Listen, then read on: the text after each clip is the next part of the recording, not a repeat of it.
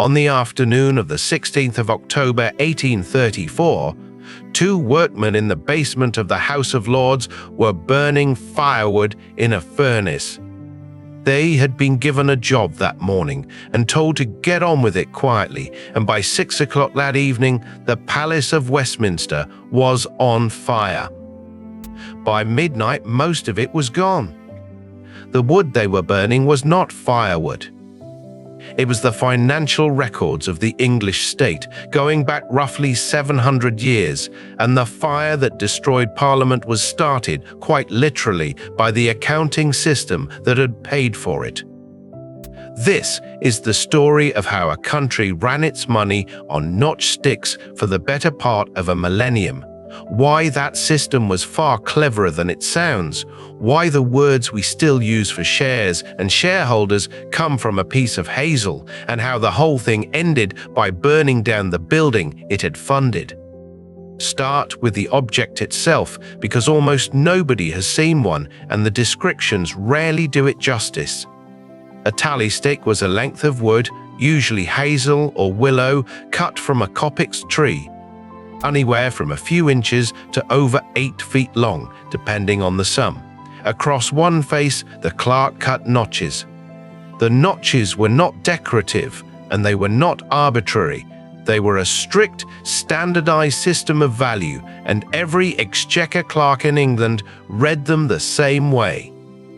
The widest notch, roughly the width of a man's palm, was £1,000. A notch the width of a thumb was £100. The width of a little finger was £20. A swollen notch about the size of a barleycorn was £1. A shilling was a narrow cut with no wood removed. A penny was a simple nick, and a halfpenny was a single punched hole.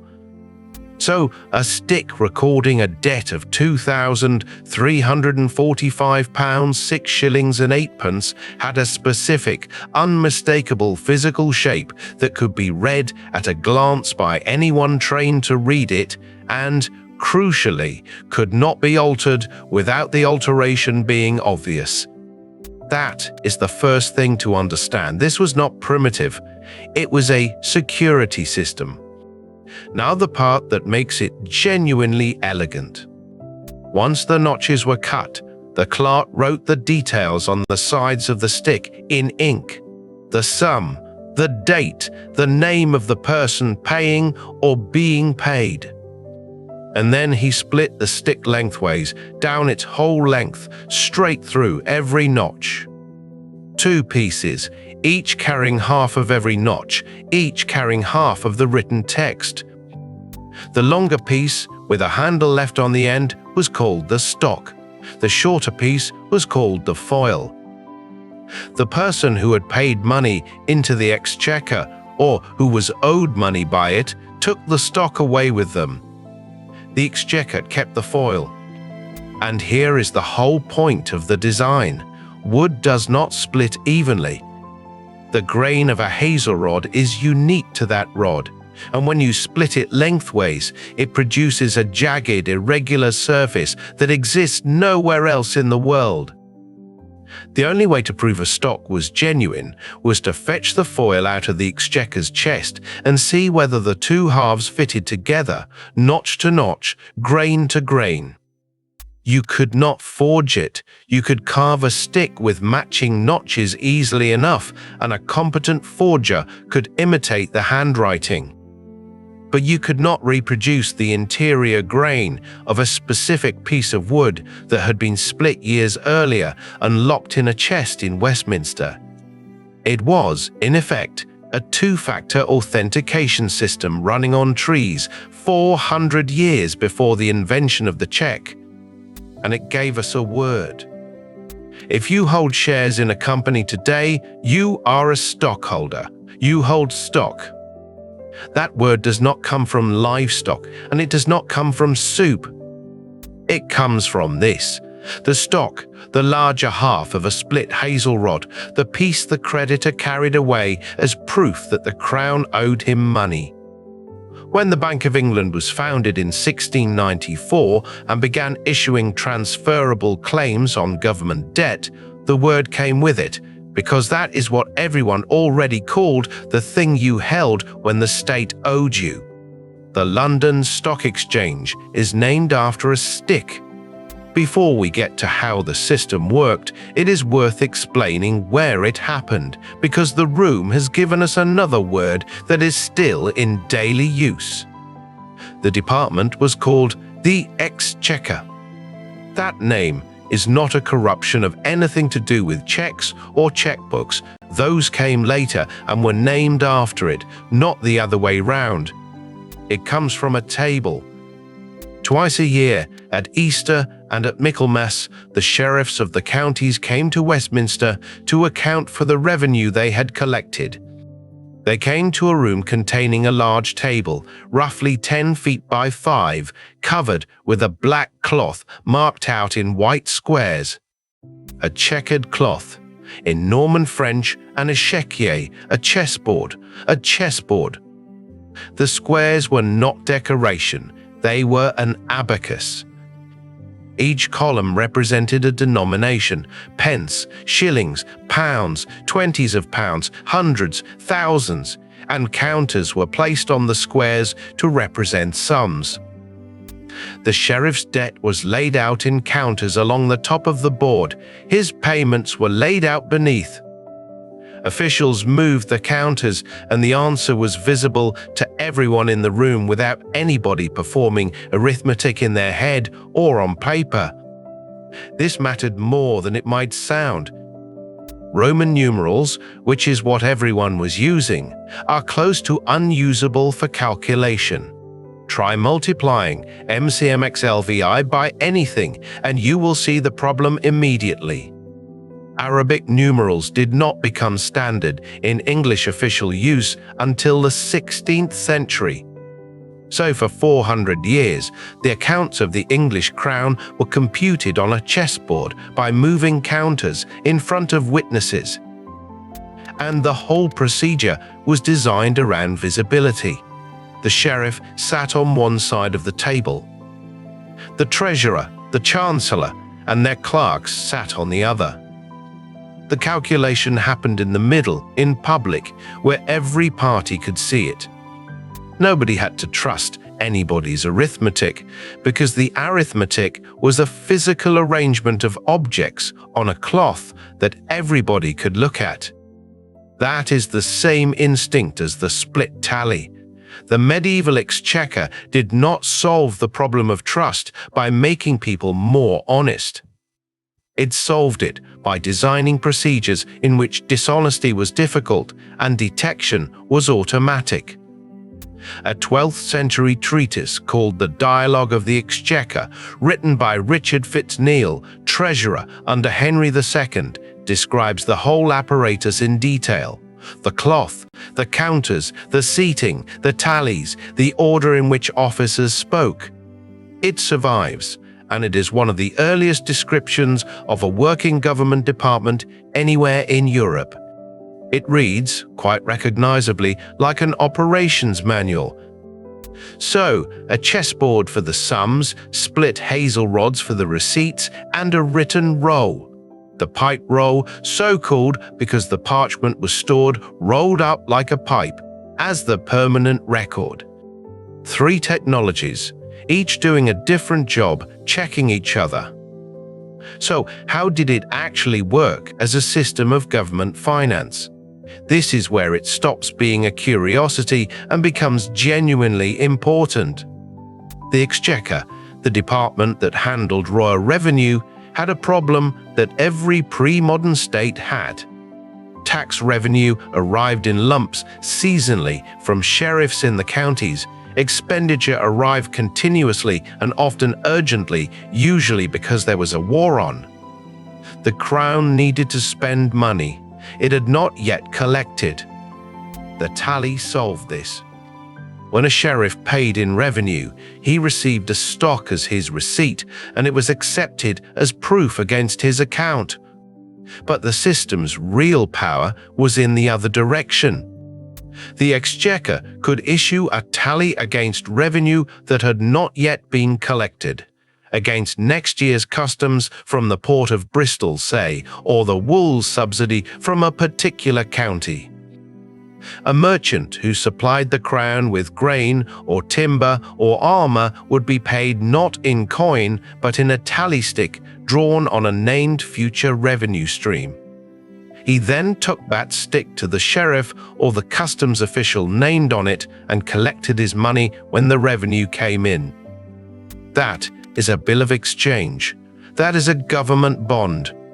The English state was issuing transferable debt instruments backed by identified future tax receipts in the 12th century. And they circulated. A merchant holding a tally drawn on Bristol customs who needed cash immediately could sell that tally to somebody else at a discount. There was a secondary market in government debt running on wooden sticks several hundred years before anybody built an exchange to trade it in. The scale was not trivial. At its height, the Exchequer was issuing tens of thousands of tallies a year. The system handled the financing of the 100 Years' War. It handled the Crown's borrowing through the Wars of the Roses. It survived the Reformation, the Civil War, the execution of a king, the Restoration, and the Glorious Revolution. It was still running when Britain fought Napoleon. 700 years is a remarkable run for any technology. Why did it last so long? 3 reasons, and they are worth setting out because they explain something about why old systems persist. The first is that it worked. It was cheap. Hazel rods cost essentially nothing, and England had coppiced woodland everywhere. It was durable. Dry wood in a dry chest lasts centuries, whereas parchment is expensive and paper rots. And it was secure in a way nothing else available was. The second is literacy. For most of this period, the officials handling money in the counties could not necessarily read a written receipt and certainly could not verify a signature they had never seen. But anybody could be taught to read notches, and anybody could see whether 2 pieces of wood fitted together. The system was legible to people who could not read. The third is institutional inertia, which is the most powerful force in any bureaucracy. The Exchequer's procedures had been fixed by custom, and the officers of the Exchequer were paid by fees attached to those procedures. Changing the system meant changing who got paid. There is a reason it took an Act of Parliament to stop it. By the 18th century, though, it was becoming absurd. The Bank of England existed. Paper banknotes were circulating. Double-entry bookkeeping had been standard commercial practice for 200 years. Britain was building the most sophisticated financial system in the world. The market in consols was the deepest bond market on earth, and the Exchequer was still cutting notches into sticks and splitting them with a knife. Charles Dickens, who worked as a court reporter and had a professional contempt for institutional absurdity, put it best. He described the tally system as a set of sticks used for keeping accounts, as if the Exchequer were an insurance office and the sticks were the ledgers, and noted, with obvious enjoyment, that an ingenious nation which had discovered printing and double-entry bookkeeping was still, in the reign of George III, keeping its national accounts on pieces of elm. Reform came slowly and in stages. An Act of 1702 provided for the abolition of the tally, but with a delay. The sinecure offices attached to it were held for life, and the reform could not take effect until the incumbents died. This is the 18th century in one detail. The system could not be modernized until the men being paid to run it had finished being paid. The last of them died in 1826. That year, the tally was finally, formally abolished. From then on, the Exchequer kept its accounts on paper, like everybody else, which left a problem that nobody had thought about. There were now, sitting in storerooms beneath the Palace of Westminster, 2 cartloads of obsolete wooden sticks, centuries of them. Tallies going back to the reign of Henry III, stacked in the vaults and the Star Chamber and various rooms in the old palace, taking up space in a building that was chronically short of it. They were, from an administrative point of view, rubbish. The debts they recorded had been settled or written off generations earlier. Nobody was going to present a stock drawn on the customs of the Port of Hull in 3087 and demand payment. The wood had no value. It was simply in the way. So the question was, how to dispose of it? The obvious answer, and the one that several people proposed, was to give it away. Westminster in the 1830s was full of poor people who would have been extremely glad of 2 cartloads of dry, seasoned hazel and elm in October. It would have cost nothing. It would have done some good. It would have emptied the storerooms in a morning. The Office of Works declined. The reasoning, as far as it can be reconstructed, was a mixture of 2 things. There was a concern, never entirely articulated. The documents of the Exchequer, however obsolete, ought not to be handed out to the public. And there was the simpler bureaucratic instinct that official property is disposed of through official channels, not given to whoever is passing. So the decision was taken that the tallies would be burned privately on the premises. There were 2 furnaces in the basement of the House of Lords, underneath the Lord's Chamber. They heated the building. They were designed to burn coal. On the morning of Thursday, the 16th of October, 1834, 2 labourers named Joshua Cross and Patrick Furlong were instructed to burn the tally sticks in those furnaces. They were supervised loosely by the clerk of works, a man named Richard Weabley. The instruction they were given was to burn the sticks slowly and to keep the doors of the furnaces shut. That instruction was not followed, and it is not hard to see why. 2 men had been given 2 cartloads of wood to destroy and a working day in which to do it. They loaded the furnaces as full as they would go and kept loading them. By the afternoon, the heat in those furnaces was far beyond anything a coal fire would produce. Dry hazel burns fast and extremely hot. Above the furnaces ran the flues, and the flues passed close beneath the floor of the Lord's Chamber. At around 4 o'clock in the afternoon, 2 visitors were being shown around the House of Lords. They complained that the floor was too hot to stand on comfortably and that the room was full of smoke, so much that they could not see the tapestries properly. This was reported. It was noted. Nothing was done. The workmen finished around 5 and went home. Weabley locked up. Around 6, the doorkeeper's wife saw flames. The fire took the House of Lords first, then ran through the medieval warren of the old palace, a building that had grown by accretion since the 11th century, full of timber, paneling, staircases, and connecting passages, with no meaningful fire breaks anywhere in it. The Thames was at low tide, which hampered the engines. The wind was strong. The man who arrived to fight it was James Braidwood, and he deserves a moment here because he is the reason anything survived at all. Braidwood was 34, a Scot, and he had effectively invented the modern fire service. In Edinburgh in 1824, he had established the first municipal fire brigade in the world, worked out how to train men systematically and, most importantly, reverse the standing practice of fighting fires from outside. Everyone else directed water at a burning building from the street. Braidwood sent men inside, close to the seat of the fire where the water would actually do something. He had come to London in 1833 to run the newly formed London Fire Engine Establishment, which was not a public service at all. It was funded by insurance companies, and it existed to protect insured property. Parliament was not insured. Braidwood turned out anyway.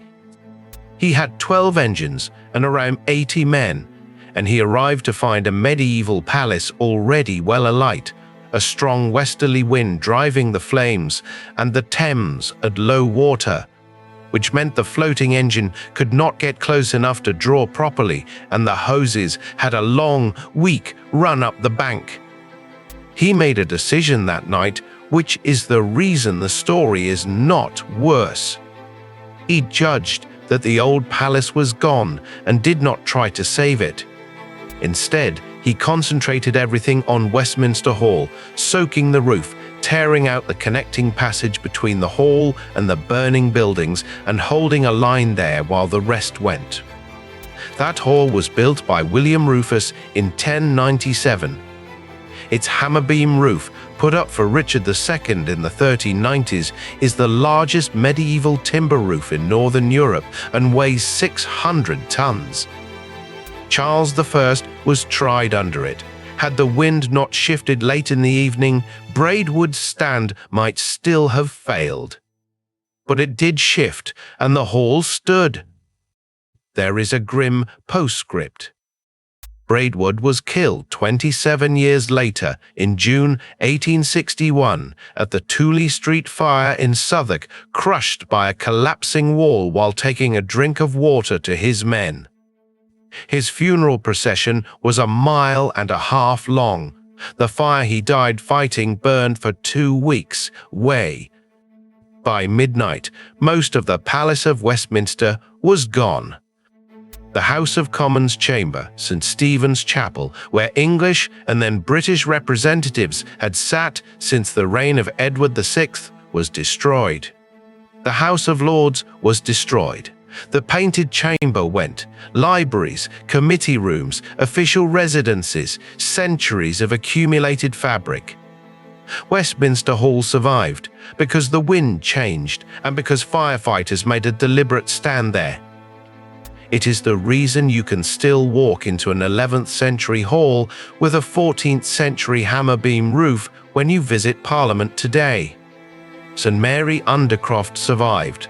The Jewel Tower across the road survived. Almost nothing else did. The crowds that gathered to watch were enormous. This was the largest fire in London since 1606, and it was visible for miles. People took boats onto the river to get a better view. Contemporary accounts describe cheering, which says something about how the public felt about Parliament in the years immediately after the Reform Act, and about the recent and deeply unpopular Poor Law Amendment Act, which had been passed in that building 2 months earlier. Among the spectators were 2 men who would each, in their way, make something permanent out of it. One was J.M.W. Turner, who sketched the fire from the South Bank and from a boat, and produced from those sketches 2 of the greatest paintings of the 19th century, vast, dissolving canvases of orange and white in which the building is barely a building at all, just a shape being consumed by light. They hang now in Philadelphia and Cleveland. If you have seen an image of this fire, you have almost certainly seen Turner's version of it. The other was Charles Barry, an architect who happened to be returning to London by coach that evening and saw the glow on the horizon from several miles out. He is said to have understood immediately what it meant professionally. He won the competition to design the replacement, working with Augustus Pugin on the Gothic detail, and the result is the Palace of Westminster that exists today. The terrace, the towers, the clock tower that everyone calls Big Ben. So the building you picture when you think of the British Parliament exists because of a fire, and the fire happened because of an accounting system. there was, of course, an inquiry. A Privy Council committee sat within days and took evidence from everyone involved. Cross and Furlong, the two labourers, Weobley, the clerk of works, the housekeeper Mrs. Wright, who had reported the smoke, the visitors who had found the floor too hot to stand on. The findings, read now, are almost a template for how institutional accidents are investigated. The labourers said they had burned the sticks as instructed and had not thought there was any danger. Webley said he had told them to burn the wood gradually and keep the furnace doors closed and had checked on them during the day. Everyone agreed the flues had been examined at some point in the past and found satisfactory. The committee concluded that the fire had been caused by the overheating of the flues from burning the tallies, that this had ignited the woodwork around them, and that the whole thing had been the result of carelessness and gross neglect on the part of those responsible for the work. Nobody was prosecuted. Nobody was dismissed. The report noted that the men had not been adequately supervised and that the decision to burn the tallies in those particular furnaces had been taken without anybody assessing whether the furnaces were suitable. Read that back slowly, because it is the whole shape of the thing. Two men were given an unfamiliar task with a known fire risk in a building with no fire precautions by an officer who gave a verbal instruction and then went about his day. Somebody noticed the floor was too hot to stand on and reported it 4 hours before the fire took hold, and the report went nowhere. The flues had been inspected at some unspecified time by somebody who was not asked to give evidence. Every element of that failure is procedural rather than personal. The men did what men do when given 2 cartloads of wood and a day to burn it. The supervisor did what supervisors do with a task he considered menial. The warning did what warnings do when there is no process for receiving them. There was a further detail that emerged and was quietly not pursued. The old palace had been repeatedly reported as a fire risk for decades. Surveyors had warned about the timber, the lack of separation between buildings, the absence of any water supply within the complex. Some of those warnings were in writing, held in the building, and had burned along with everything else. The recommendation that came out of it all was that in future, the disposal of official material should be supervised more carefully.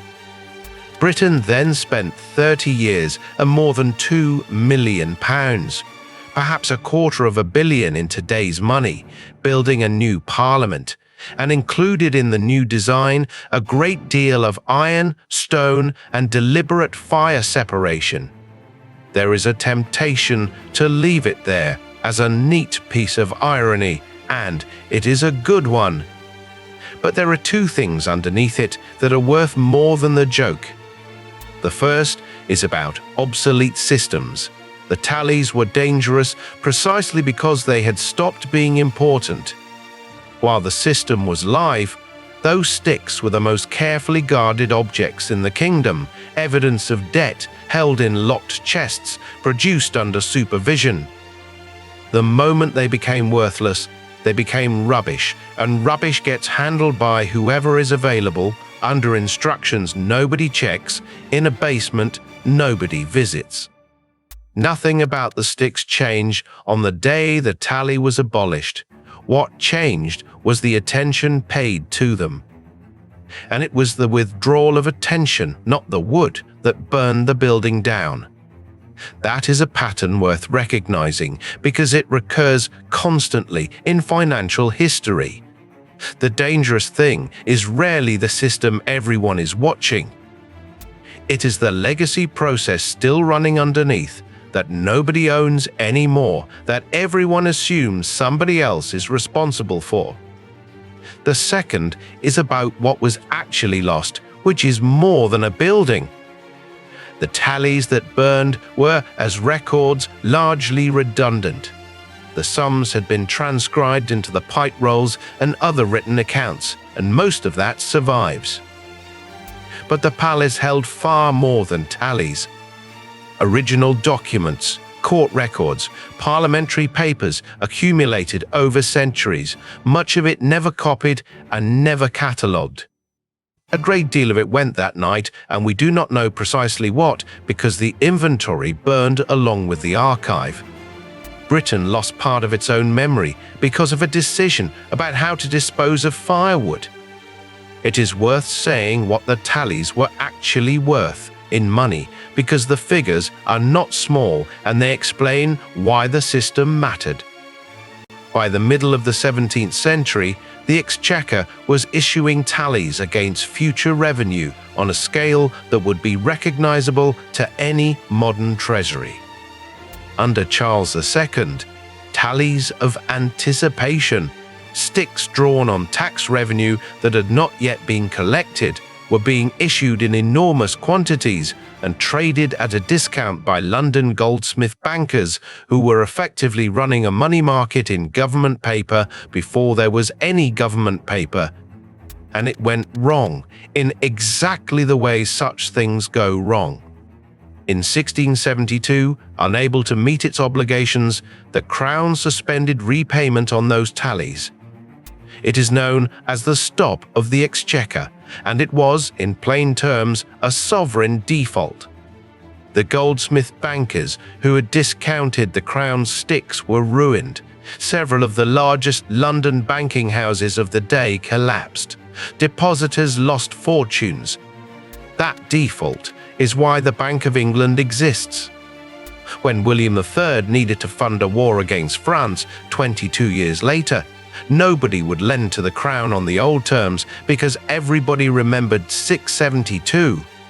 The solution: a chartered corporation that would lend to the government and hold the debt itself, with Parliament rather than the King standing behind repayment, was invented specifically to solve the trust problem that tally default had created. So the wooden stick is not a quaint aside in British financial history.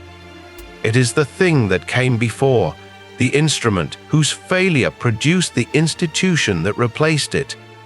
The Bank of England, the national debt, the whole apparatus of modern public finance is what was built on the ruins of a system that ran on notched hazel. And there is one more thing which is the neatest of all. The tally system was designed around a specific insight, that the most reliable proof of the financial obligation is not a signature, which can be copied, or a seal, which can be stolen, but a physical object that cannot be reproduced. The security of the whole system rested on the grain of a piece of wood. That is not a medieval idea. That is exactly the logic of every cryptographic system in use today, that trust should rest on something computationally impossible to forge rather than on somebody's word. The Exchequer arrived at it in the 12th century with a knife and a hazel rod, which means the English state ran for 700 years on a system that was conceptually sound, physically robust, cheap to operate, and secure against forgery. It was replaced by paper, which was none of those things, but was very much easier to file. And the last act of the system it replaced was to burn down Parliament. There is a small coda. In the rebuilt palace, the new House of Lords was completed in 1847 and the Commons in 1852. Barry died in 1860 with the work unfinished. His son completed it. Pugin, who drew almost every decorative detail in the building, went mad and died in 1852 at the age of 40. And a handful of tally sticks survived. Some had been removed by antiquarians before 1834. A few were found in the ruins. There are examples in the National Archives. in the Bank of England Museum and in museum collections around the country. Split rods of hazel with notches cut across the face and faded ink along the side. The stock and the foil sometimes reunited in the same display case after 2 centuries apart. They look like sticks. That is the thing that catches people out. They look like something a child might pick up on a walk and throw away without thinking. Which, in a sense, is exactly what happened to them. There is a particular tally in the National Archives, drawn in the reign of Henry III, recording a sum paid in by a sheriff more than 750 years ago. The notches are still crisp. The ink on the side is still legible. It has survived plague, civil war, the loss of an empire, 2 world wars, and the invention of the computer, and it is still perfectly readable by anyone who has spent 10 minutes learning the notation. The paper records that replaced it have not universally done as well. 19th century acidic paper is crumbling in archives across the country. Magnetic tape from the 1970s is unreadable without hardware that no longer exists. A significant amount of British government data from the 1980s and 1990s sits on formats that would require specialist recovery. A stick kept dry lasts 8 centuries and needs no equipment to read. That is not an argument for going back to hazel rods. It is an observation about what obsolete actually means, and about the confidence with which each generation assumes its own storage medium is permanent and the previous one was primitive. They are, in fact, the receipts of a state, the physical form of the promise that made English public finance possible, the direct ancestor of the government bond, and the origin of the word we still use for a share in a company. And 2 cartloads of them, burned carelessly in a basement on an October afternoon by 2 men who had been told to keep the furnace doors shut, destroyed the Parliament of the United Kingdom.